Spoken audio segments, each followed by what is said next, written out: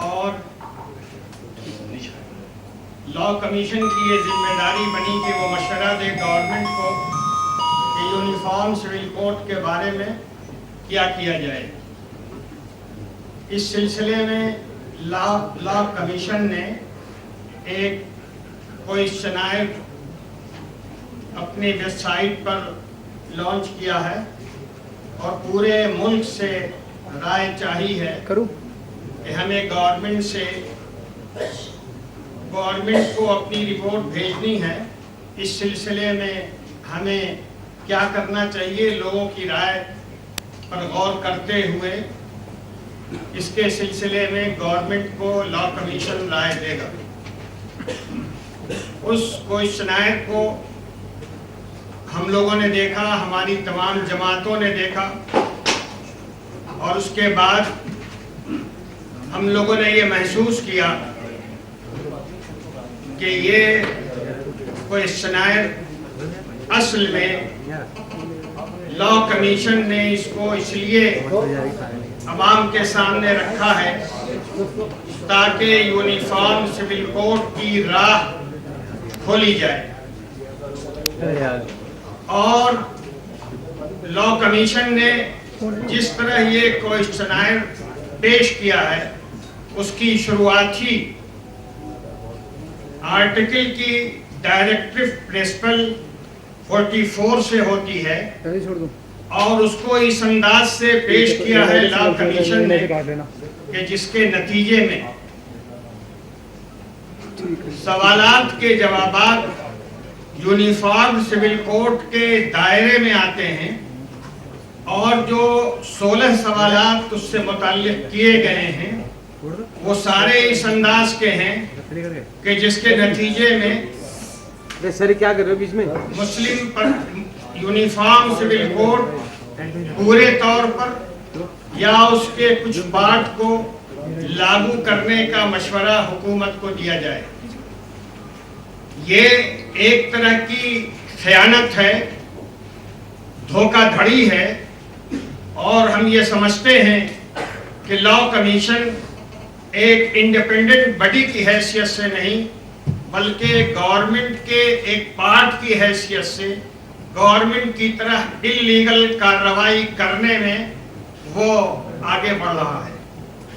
इसलिए हम लोगों ने फैसला किया है, सब लोगों ने, सारी जमातों ने, सारे मसलक वालों ने मिलकर ये फैसला किया है कि हम लोग लॉ कमीशन के इस सवालनामे का बाइकाट करेंगे और हम लोगों ने तय किया है कि इस सवालनामे का जवाब मुल्क के मुसलमान नहीं देंगे, इसलिए कि इसमें पहले मरहले में लॉ कमीशन ने गलत रहनुमाई करने की कोशिश की है और पब्लिक को धोखा देने की कोशिश की है और उसके अलावा जो सवालनामा उनको निष्पक्ष होकर करना चाहिए था वो सवालनामा निष्पक्ष न होकर वन साइडेड हो गया है। इसलिए हम लोगों ने इसके बाइकाट का फैसला किया। जहां तक ताल्लुक यूनिफॉर्म सिविल कोड का है, हम सब लोगों की एक राय है कि यूनिफॉर्म सिविल कोड इस मुल्क के लिए किसी तरह मुनासिब नहीं है। ये मुल्क गंगा जमनी तहजीब का मुल्क है। यहाँ मुख्तलिफ मजहब के मानने वाले रहते हैं, मुख्तलिफ तहजीबों के मानने वाले रहते हैं, अलग अलग कल्चर है उनका, अलग अलग रीत रिवाज है।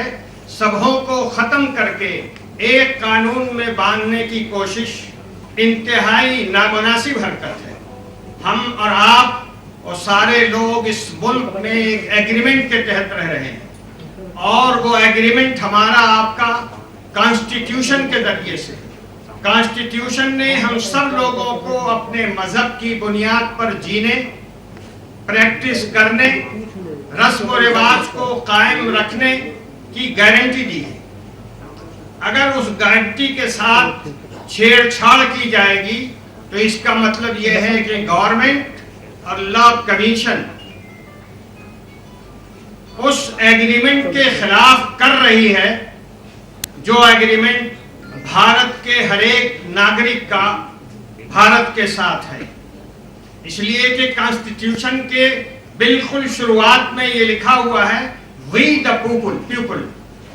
یہ سارے کے سارے عوام ان کا یہ ایگریمنٹ ہے اور مذہبی آزادی کی بنیادی دفعہ نمبر 25 کے خلاف ہے یہ چیز کہ اس ملک میں مذہب کو نظر انداز کر کے کسی ایک سوچ کو لاگو کیا جائے. ابھی بھارت میں بڑا نام لیا جاتا ہے امریکہ کا اور ہمارے ملک کے بڑے قریبی تعلقات ہیں امریکہ سے اور ہر بات میں امریکہ کی جے کی جاتی ہے. لیکن جس امریکہ جسے ہم اور آپ امریکہ سمجھتے ہیں یعنی USA، اس کے اندر جتنے بھی اسٹیٹ ہیں ان کا الگ الگ پرسنل لا ہے اور وہاں کوئی ٹکراؤ نہیں ہے. وہاں برس سے لوگ ساتھ رہ رہے ہیں اپنے الگ الگ پرسنل لا کے ساتھ، اپنی الگ الگ آئیڈینٹی کے ساتھ، اپنے الگ الگ کلچر اور رسم و رواج کے ساتھ. لیکن ہماری حکومت ہر بات میں تو امریکہ کی پچھلگوا بنتی ہے مگر اس معاملے میں وہ نہیں دیکھنا چاہتی کہ امریکہ میں کیا ہو رہا ہے. مجھے امریکہ سے کچھ زیادہ امریکہ کے بارے میں نہیں کہنا ہے چونکہ ہم لوگ اور ہماری سرکار خاص طریقے پر بار بار جس کو دیکھیے وہ امریکہ کی طرف جا رہا ہے جیسے بیجناتھ دھام جا رہا ہو اور جا کر کے وہاں کسی کو جل چڑھا رہا ہے. تو اس طرح کی حرکت ہو رہی ہے تو مجھے یہ کہنا پڑا کہ جس امریکہ سے ہم سبق لے رہے ہیں اس امریکہ کے اندر جو قانون نافذ ہے وہ قانون بہت واضح طریقے پر الگ الگ پرسنل لا کا ہے. بھارت ورش کے اندر الگ الگ تہذیبوں، ثقافتوں، مانیتاؤں، سبھیتاؤں، پرمپراؤں کو مانیتا دی گئی ہے اور اس کی بہت چھوٹی سی مثال یہ ہے کہ ناگا تہذیب ایک مستقل تہذیب ہے اور ناگا تہذیب سے مجبور ہو کر ناگاؤں سے اور اس کے لیڈر فیزوں سے پنڈت جواہر لال نہرو کا معاہدہ ہوا. اس وقت ناگاؤں کی تعداد اس ملک میں 3.25 لاکھ تھی لیکن ملک کے چلانے والوں نے یہ محسوس کیا کہ اگر ان کی تہذیب کے ساتھ، ان کی پرمپراؤں اور ریت رواج کے ساتھ چھیڑ چھاڑ کی گئی تو یہ ملک کے لیے، ملک کی ایکتا اور اکھنڈتا کے لیے نقصان دہ ہو. بات چیت ہوئی، ایگریمنٹ ہوا اور ایگریمنٹ بھی اس انداز سے ہوا جیسے دو ملکوں کے رہنماؤں کا ایگریمنٹ ہوتا ہے. لیکن پنڈت جواہر لال نہرو بڑے دل کے آدمی تھے. انہوں نے دیش کی ایکتا اور اکھنڈتا کو آگے بڑھا کر رکھا اور ناگاؤں سے ایگریمنٹ کیا اور اس ایگریمنٹ کا اثر ہمارے کانسٹیٹیوشن میں موجود ہے. ناگا کچہری کا فیصلہ نہ سپریم کورٹ بدل سکتی ہے اور نہ اس کے خلاف کوئی لیجسلیشن پارلیمنٹ کر سکتی ہے. یہ فیصلہ ہمارے کانسٹیٹیوشن میں لکھا ہوا ہے. ظاہر ہے کہ یہ کوئی معمولی چیز نہیں ہے. صرف 3.5 لاکھ آبادی کے لیے اس طرح کا فیصلہ کرنا، ہمارے ملک کے رہنماؤں کی صرف یہ خواہش تھی کہ ملک ایک رہے، مضبوط رہے اور اس میں کوئی شورش، کوئی خلفشار نہیں ہو، جس کے نتیجے میں یہ فیصلہ کیا گیا. اسی طرح اس ملک کے دوسرے خطوں میں جو ٹرائبل بستے ہیں ان کے لیے اسپیشل پروویژن موجود ہے. آرٹیکل کی دفعہ 5، 6، 7 کے اندر مختلف چیزوں میں ان کو تحفظات دیے گئے ہیں. ایسی شکل میں ملک کی تمام کمیونٹی کو اور مختلف مذہبوں کے ماننے والوں کو ایک لاٹھی سے ہانکنے کی تجویز انتہائی غلط، نامناسب اور ملک کو توڑنے والی، ملک کی اطمینان و سکون کی فضا کو ختم کرنے والی ہے. اس لیے ہم لوگوں نے یہ فیصلہ کیا کہ اس سوال نامے کا بائیکاٹ کریں گے اور ہم لوگوں کا یہ پہلے سے فیصلہ ہے کہ ہم لوگ यूनिफॉर्म सिविल कोड की मुखालफत करेंगे, ऐसा महसूस होता है कि मरकजी हुकूमत और उसके सरबराह मोदी जी अपनी लंबी 2.5 साल की नाकामियों को छुपाने के लिए और मुल्क के मसाइल को हल नहीं करने की खातिर ये शोशा उन्होंने छोड़ा है ताकि मुल्क की तवज्जो दूसरी चीज़ों की तरफ हो। इस जो मसाइल असल हैं उनकी तरफ मुल्क की तवज्जो नहीं हो। हम लोग इस बात पर मुतमईन हैं कि यूनिफॉर्म सिविल कोड अगर नहीं आए और लोग अपनी अपनी रिवाज और रीति के मुताबिक इस मुल्क में जिंदा रहें, खुश रहें, तो ये चीज़ मुल्क के लिए मुफीद है। ये बात सिर्फ मुसलमानों की तरफ से नहीं है, ये बात सिखों की तरफ से भी है, ईसाइयों की तरफ से भी है, लिंगायत की भी यही सोच है, दलित की भी यही सोच है और ट्राइबल्स की भी सोच यही है जिसको एसटी कहते हैं। ये सारे वो लोग हैं, ये सारा वो तबका है जो यूनिफॉर्म सिविल कोड में मरकजी हुकूमत के एफिडेविट से मुत्तफिक नहीं है और अपने वक्त पर उनकी भी राय सामने आएगी। इस मुल्क में मुसलमानों की बहुत बड़ी तादाद रहती है। अगर ये मसला सिर्फ मुसलमानों का भी होता तो सिर्फ अपनी गिनती, अपनी तादाद की ज्यादती की वजह से अगर हुकूमत यकतरफा फैसला करती तो मुल्क का अमन और सुकून मुतासर होता। लेकिन यहाँ मामला सिर्फ मुसलमानों का नहीं है, मुख्तलिफ तबकात का है, मुख्तलिफ समाज का है, मुख्तलिफ तहजीब का है और इस मुल्क की रंगारंगी को बाकी रखने का है। हम ये समझते हैं कि इस मुल्क को उसकी रंगारंगी के साथ, उसके मुख्तलिफ कल्चर के साथ जिंदा रहना चाहिए, खुश और मुतमईन रहना चाहिए और आगे बढ़ना चाहिए। एक नई जंग छेड़ दी है मोदी साहब ने इस मुल्क में और सरहद तो संभल नहीं रहा है, माफ कीजिएगा, और सूरत हाल ये है कि अंदरूनी जंग के लिए फिजा तैयार की जा रही है। ऐसी शक्ल में हम लोगों की जिम्मेदारी है कि हम जमहूरी तरीके से अपनी आवाज बुलंद करें। मुस्लिम पर्सनल लॉ बोर्ड ने यह फैसला किया है और हमारी तमाम जमातें, सारे तबकात उसमें शरीक हैं कि हम मुखालफत करेंगे हुकूमत की हलफनामे की और हम सब बाइकाट करेंगे कोई शनायर का जो लॉ कमीशन ने फ्लोट किया है। इस सिलसिले में हम लोगों के अंदर बिल्कुल एक राय है और पूरा मुल्क हमारे साथ है। हमने एक काम और भी किया है, एक क्वेश्चनायर हमने फैलाया है, मुल्क के अंदर फैलाना शुरू किया है, जिसमें सवाल किया गया है यूनिफॉर्म सिविल कोड के बारे में, जिसमें सवाल किया गया है मुस्लिम पर्सनल लॉ के बारे में, जिसमें सवाल किया गया है कि हम अपने कानून, अपने दीनी कानून, अपनी तहजीब, अपने तशख़्ख़ुस के साथ जिंदा रहें या न रहें, ये हमने सवाल किया है। लोग इसका जवाब देंगे और जो वो जवाब लाख, 2 लाख, 10 लाख में नहीं होगा, बड़ी तादाद के अंदर होगा। पढ़े लिखे लोग उसका जवाब देंगे और फिर वो जवाब मुनासिब जगहों पे पहुंचाया जाएगा। ये बात ज़हन में रहनी चाहिए कि मुसलमानों का कोई तबका, कोई ग्रुप, कोई हल्का, कोई जमात इस राय के खिलाफ नहीं है, सब एक राय है।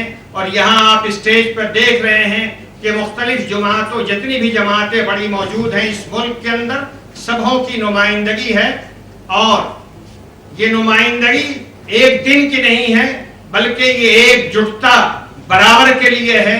हम लोग अलग अलग भी काम करेंगे और साथ भी काम करेंगे, करते रहेंगे। मुझे उम्मीद ये है कि आप सब हजरात जो यहाँ तशरीफ फरमा है, चाहे वो मीडिया के किसी तबके से ताल्लुक रखते हो, मेरी आवाज को पूरे मुल्क में फैलाएंगे।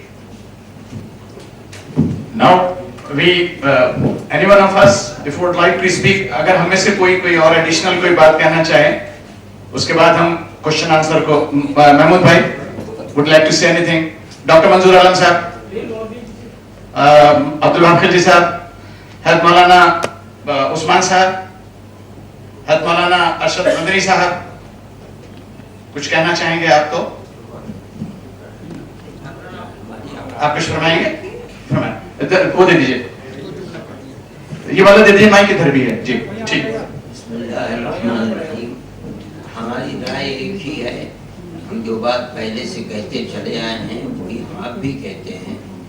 ہمارا پرسنل اللہ قرآن اور حدیث ہے, وہی ہمارا دستور ہے, ہم اس کو تبدیل نہیں کر سکتے. ہم سب کا اس کے اوپر اتفاق ہے. مودی جی جمہوریت کا نام لے کر کے بدترین ڈکٹیٹرشپ کو ملک کے اندر لانا چاہتے ہیں.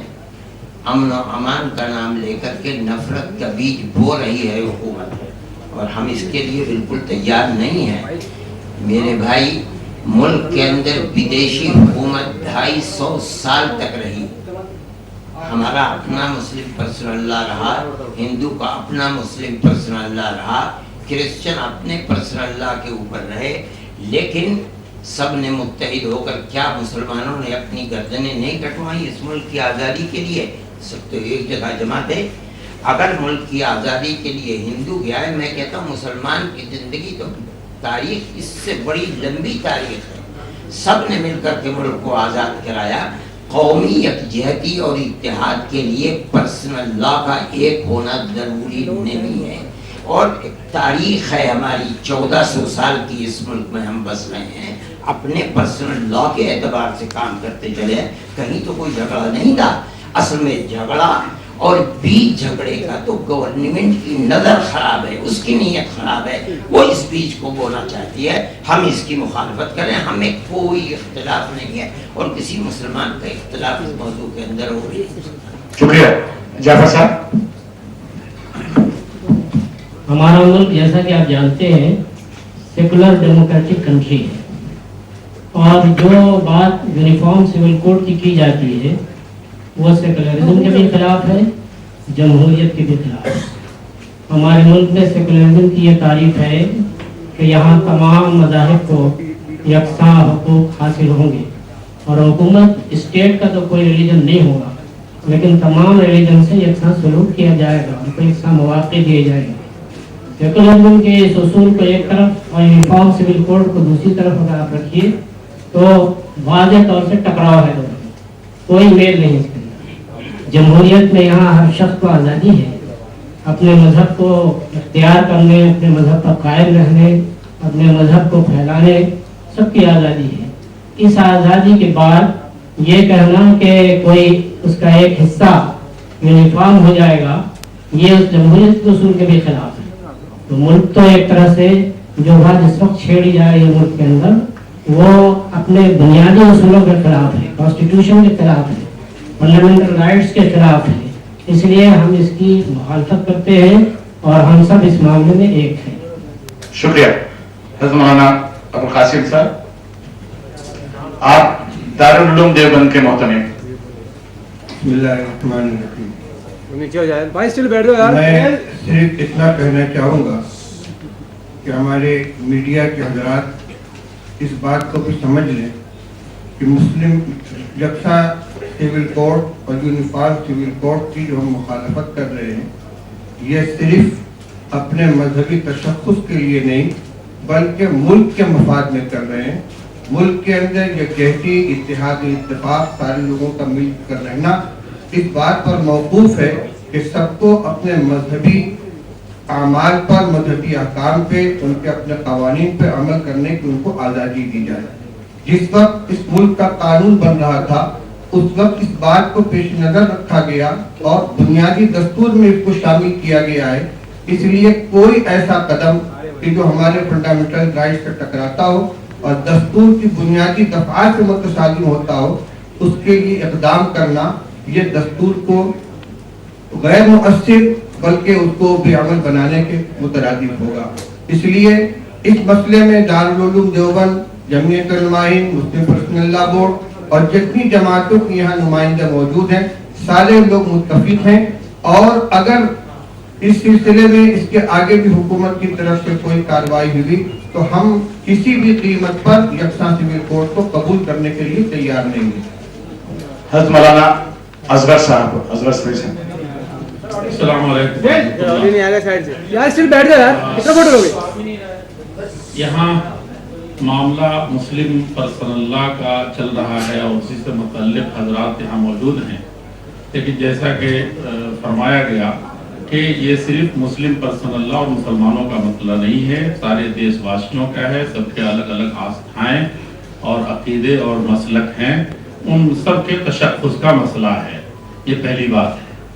इसलिए हम तसव्वुर करते हैं कि यहाँ जो तंजीमें मौजूद हैं या मुस्लिम पर्सनल्लाह के लोग मौजूद हैं, मुसलमान, वो नहीं बल्कि देश का हर बासी पूरे तौर पर अपने पर्सनल्लाह के लिए और अपने आस्था के लिए जो हमारे संविधान में उसको हुकूक दिए गए हैं, उसके लिए वो एकजुट है और हम सब मुत्तफ़िक़ हैं। दूसरी चीज़ ये है कि जिन बुनियादी हुकूक के नाम पर हमारी हुकूमत ने या कोर्ट ने इन मसलों को अक्सर नो ऐसे मौके से उठाया है कि हमारा भारत कई मसलों से अंदरूनी और बैरूनी जूझ रहा है, तो ये बिल्कुल गैर मुनासिब वक्त था। एक नाहिए से दूसरे ये है कि बुनियादी हुकूक के नाम पर उसका उठाया गया कि औरतों के हुकूक पामाल हो रहे हैं और तलाक के हुकूक पामाल हो रहे हैं, तो बुनियादी हुकूक को सल्ब करके जो हर शख्स का हमारे कानून ने दिया है, उसी के नाम पर सबके हुकूक के छीनने की भी बात हो रही है, यानी हत्या के आस्था तक की बात छीनने की हो रही है। ये दूसरी बात है। तीसरी ये है कि हम जैसा कि आप देख रहे हैं यहाँ इकट्ठा है मुस्लिम पर्सनल्लाह के सिलसिले में, और वो ला वैसे ही रहना चाहिए, लेकिन उस और रह गया हमारा मसला कि मुस्लिम पर्सनल्लाह में क्या क्या चीज़ें हैं, कितने फिरके हैं, कितनी जमातें हैं, तो वहाँ साफ साफ हमारा मसला है कि मुस्लिम पर्सनल्लाह के अंदर रहने वाले लोग भी, मुसलमान भी, जिनका जो अकीदा और मसलक है उसके मुताबिक वो आज़ाद हैं कि उसके मुताबिक अमल करें।